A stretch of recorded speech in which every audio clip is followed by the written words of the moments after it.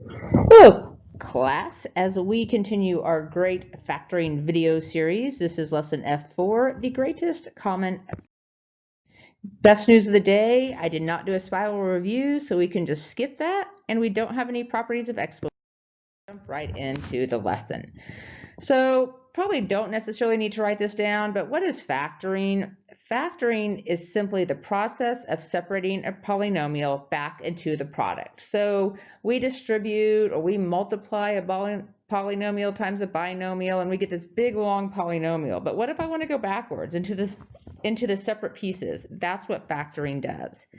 And we have a special name, just like numbers that cannot be factored, numbers like 7 and 19 and 23, we call those prime numbers because they cannot be factored. Polynomials, which cannot be factored, are also called prime. So how do we find the greatest common factor? Probably should write these steps down. Very first thing, we are going to look at the coefficients first, so the big tall numbers out front. What do all those numbers have in common? Step 1. Step 2. A variable must be in common to all terms to have a greatest common factor. So if there's an x in the first two terms, but not an x in the last term, then you cannot factor that x out. Step 3, if a variable is common to all terms, take the one with the smallest exponent. So if you have an x squared and an x, you can't take out an x squared because you don't have x squared in another term. We're going to divide each term by the greatest common factor. And then we're going to rewrite that. The greatest common factor goes right here on the outside. Don't know how to get back to that previous screen. Nope, that didn't work either. So anyway, the greatest common factor always goes on the outside. I'll write that step out here. The greatest common factor goes right here. And then what's left of the polynomial after we take out the greatest common factor will go right here. So let's look at example 1. Always ask yourself, if you're factoring, I don't care what you're factoring, question number 1 is always, does the polynomial have a greatest common factor? So when I look at this polynomial, I'm like, oh yeah, I'm looking at 6 and I'm looking at 24, and I realize that 6 and 24 both have a 6 in common. So 6 is my common factor, and that's going to come out front.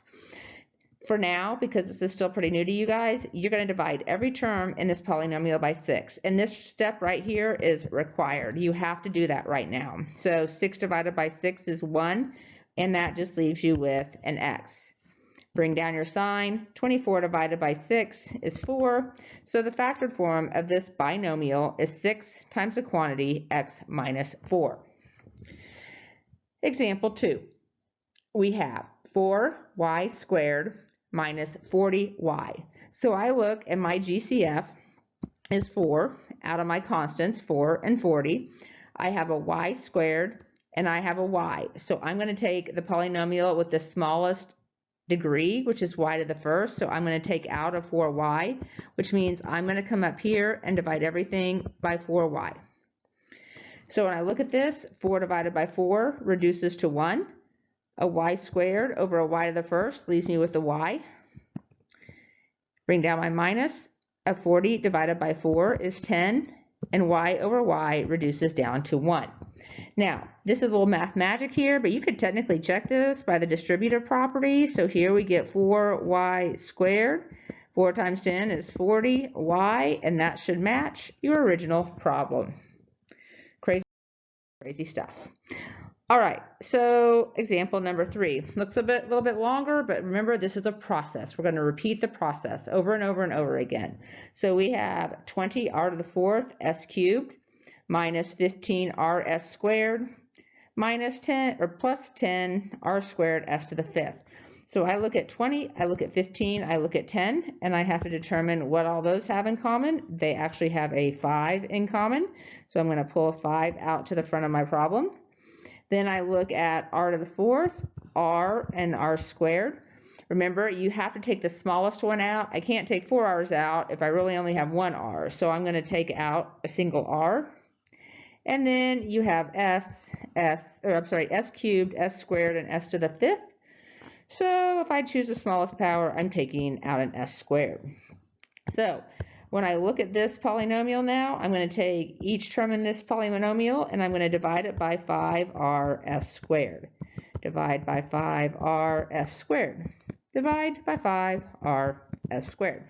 So take a minute, hit pause, work through this problem, and we'll check your answer when you return. Wow, you guys are amazing. That was so fast. So let's look at this. Here, I'm going to take my number and divide it by my number. So when I do that, 20 divided by 5 is 4.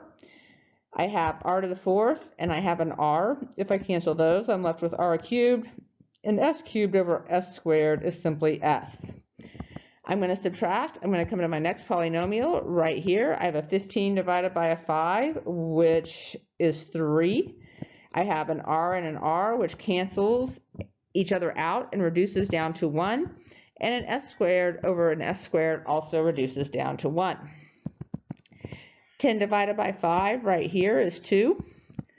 R squared over r reduces to r. And s to the 5th over s squared is s cubed. All right. One more problem today. It's an error analysis problem. So at this point you can hit pause. I just want you to really look at the student's work, and I think he made or she made 2 mistakes in this particular problem. So see if you can figure out what those mistakes are and be ready to start the discussion here when we come to class tomorrow. Have a wonderful evening, and I will see your beautiful smiley faces soon.